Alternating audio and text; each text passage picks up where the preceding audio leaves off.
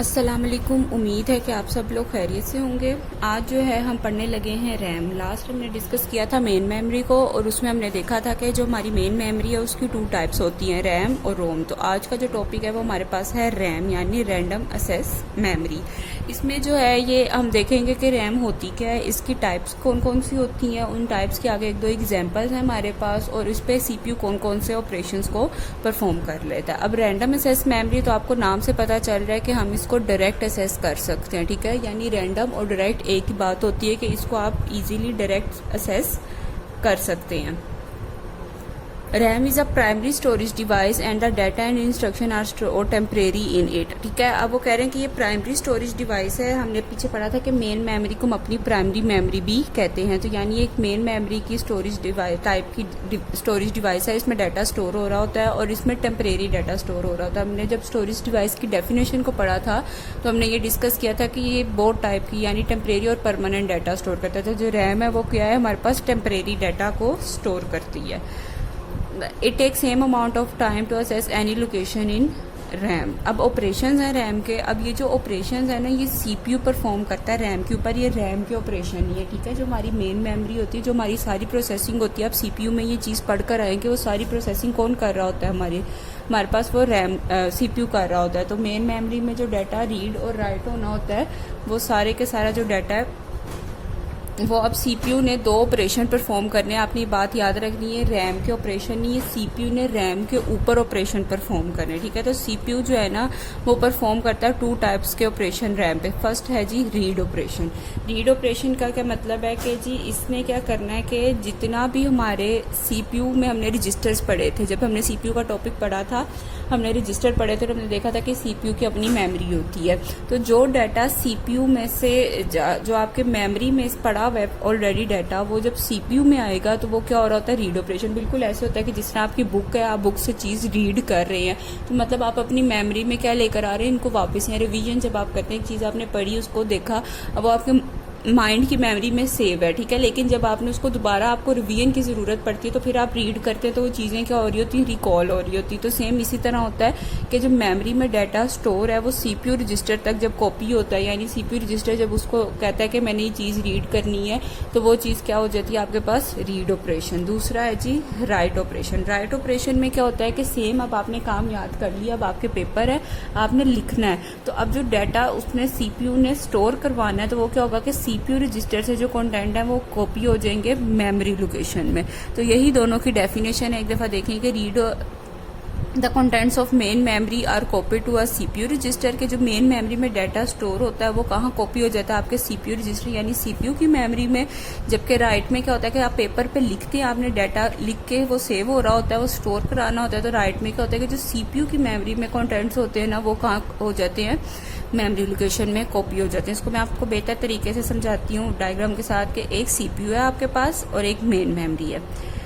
इसमें ये कोई जो है ये डाटा स्टोर है, ये फर्स्ट सेल में हमने पढ़ा था पीछे के हमारे पास सेल में डाटा स्टोर होता है, बाइट होते हैं, ये बिट्स होती हैं और 0 और 1 की फॉर्म में जाता है। ये मेन मेमोरी में हम डिस्कस कर रहे हैं। ये इस सेल में कोई डाटा पड़ा था। अब जब CPU ने कहा मेन मेमोरी को कि मैंने ये डाटा रीड करना है, तो जब मेमोरी से डाटा CPU में जा रहा होगा तो वो क्या हो रहा होगा, रीड ऑपरेशन। और जब CPU से मेमोरी में जा रहा होगा तो क्या हो रहा होगा, राइट ऑपरेशन, ठीक है।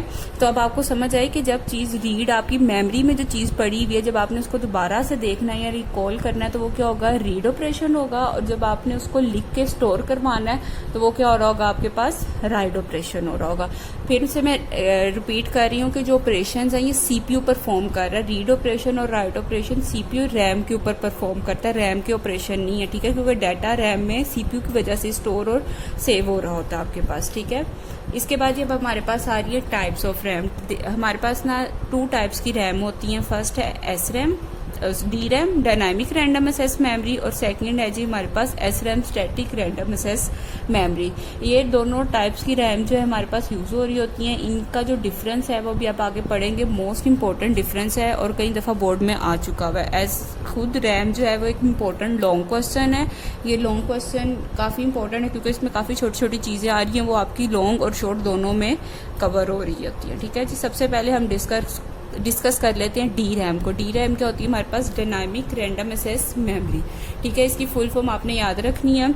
डी रैम जो होती है ना, एक तो ये चीप होती है, यानी ये सस्ती होती है। दूसरी बात कि ये स्लो होती है, स्लो मेमोरी है, और इसको बार बार जो है ना रिफ्रेश करना पड़ता है। अब इसकी डेफिनेशन ज़रा देख लेते हैं। D RAM is the most commonly use technology to build RAM chips and consume a lot of power as data stored in D RAM needs to be refresh periodically, ठीक है। एक तो ये बात हो गई कि ये जो है ना मोस्ट होती यूज़ है रैम चिप्स, रैम में मतलब मेमोरी के लिए यूज़ हो रही होती है, लेकिन ये हमारी पावर बहुत यूज़ कर रही होती है और इसको with the passage of time या टाइम के साथ साथ इसको बार बार रिफ्रेश करने की ज़रूरत होती है। जबकि जो आपकी DS रैम होती है ना, ये एक्सपेंसिव होती है, लेकिन ये फास्ट मेमोरी है, और दूसरी बात कि इसमें डाटा बार बार आपको रिफ्रेश करने की ज़रूरत नहीं पड़ रही होती। SRAM is faster than DRAM, but it is more expensive. Unlike DRAM, the contents of SRAM do not need to be refreshed periodically, ठीक है। तो अब देखें, आपने देखा कि DRAM का एक एडवांटेज है कि ये सिर्फ चीप है, और दो डिसएडवांटेज हैं कि एक तो ये स्लो है और दूसरी बात कि इसको बार बार रिफ्रेश करना पड़ता है। लेकिन SRAM में आपने देखा कि सिर्फ एक डिसएडवांटेज है इसका कि ये एक्सपेंसिव है, ज़रा महंगी है, और बाकी दो इसके एडवांटेजेस हैं कि ये फास्ट है और दूसरी बात इसको बार बार रिफ्रेश नहीं करना पड़ रहा, ठीक है। अब हम इसका ये डिफरेंस देखते हैं। डिफरेंस में उन्होंने सबसे पहले जी दोनों की वो आ गई हैं आपके पास फुल फॉर्म के। SRAM जो होती है वो स्टैटिक रैंडम एक्सेस मेमोरी होती है, और DRAM जो होती है वो आपकी डायनामिक रैंडम एक्सेस मेमोरी होती है।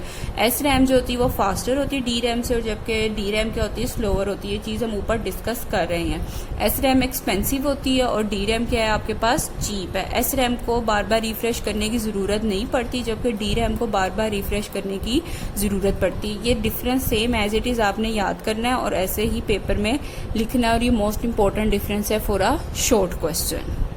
अच्छा जी, उसके बाद ना SRAM की एक एग्जांपल है कैश मेमोरी, ठीक है। ये मेमोरी ये भी कंप्यूटर में ही होती है। हमारे पास कंप्यूटर में मेन मेमोरी भी होती है और कैश मेमोरी भी होती है। अब यहाँ इसमें क्या होता है कि जब ये इसको पहले मैं आपको इसके साथ ना मेन मेमोरी के साथ कंपैरिजन कर देती हूँ कि ये कैश मेमोरी जो होती है ना, ये फास्ट होती है main as compare to main memory, जबकि ये जो होती है ये साइज में स्मॉल होती है, जबकि मेन मेमोरी हमारे पास बड़ी होती है। ये CPU के साथ ही उसी के ना लगी होती है, बिल्कुल CPU के साथ ही ये अटैच होती है हमारी कैश मेमोरी, ठीक है। इसकी प्रोनाउंसिएशन कैश है। तो कैश मेमोरी ना बिल्कुल CPU के साथ ही हमारी अटैच होती है। जब हम CPU को कोई ऑपरेशन परफॉर्म करने के लिए कहते हैं, अगर वो छोटा काम होता है तो ये CPU जो है ना इसको उसी वक्त कैश मेमोरी में परफॉर्म करके ना हमें दिखा देता है। क्योंकि ये फास्ट है, तो हमने अभी पढ़ा कि ये फास्ट है तो उसको उसी में कर देता है परफॉर्म। दूसरी बात कि अगर तो काम बहुत बड़ा होता है तो फिर क्या करता है, फिर CPU रैम में जाके उसको जो भी ऑपरेशन उसमें परफॉर्म करने होते हैं वो परफॉर्म करता है। हमने मेन मेमोरी की एक टाइप पढ़ी है रैम, तो मेन मेमोरी में वही चीज़ आ जाती है कि वो उसमें जाके उसका जो है ना वो ऑपरेशंस को परफॉर्म कर रहा होता। अब दूसरी बात हमने देखा कि ये हमने रैम की दो टाइप्स पढ़ी, एक SRAM पढ़ी और DRAM पढ़ी। अब ये भी बिल्कुल हमने कहा था कि ये SRAM की एक एग्जांपल है, तो इसमें जो टेक्नोलॉजी यूज़ हो रही होती है वो सेम SRAM वाली होती है। SRAM भी फास्ट है, कैश मेमोरी भी फास्ट होती है, और इसको बार बार SRAM की तरह रिफ्रेश करवाने की आपको ज़रूरत नहीं होती। इसकी एग्जाम्पल है, in most computer SRAM technology is use to build very fast memory inside the CPU chip. This memory is known as cache memory. Cache memory की एग्जाम्पल ये जो है डेफिनेशन, ये भी बहुत इंपॉर्टेंट शॉर्ट क्वेश्चन है, इसको भी आपने बिल्कुल भी मिस नहीं करना। वो कह रहे हैं कि SRAM टेक्नोलॉजी को यूज़ करते हुए CPU में बेसिकली जो मेमोरीज होती है ना वो मदरबोर्ड पे अटैच होती हैं, तो उस पर वो छोटी छोटी चिप्स के थ्रू आपको दिखाई गई होती है, ठीक है। तो ये भी एक छोटी सी चिप उसमें लगी होती है, और ये जो इसको हम क्या कहते हैं अपनी कैश मेमोरी कह रहे होते हैं। Cache memory is usually very small in size, ये हमने पढ़ लिया है, as compare to the total memory of the computer. Total memory कौन सी है? हमारी मेन मेमोरी। तो हमने अभी कंपैरिजन किया है कि ये मेन मेमोरी के मुकाबले में छोटी होती है, लेकिन ये क्या कर देती है कंप्यूटर की परफॉर्मेंस को इंक्रीज कर देती है, क्योंकि ये बहुत फास्ट मेमोरी है।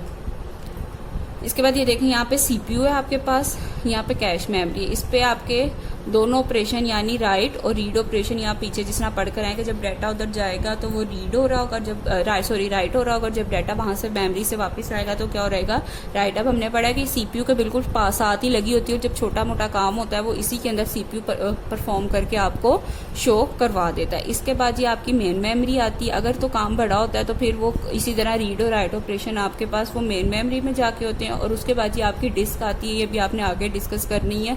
डिस्क में आपका डाटा जो होता है वो परमानेंटली स्टोर हो रहा होता है। हमने कहा कि मेन मेमोरी में जो हमारा डाटा है वो किस तरह होता है, टेम्परेरी सेव हो रहा होता है, ठीक है। तो ये थी जी कैश मेमोरी।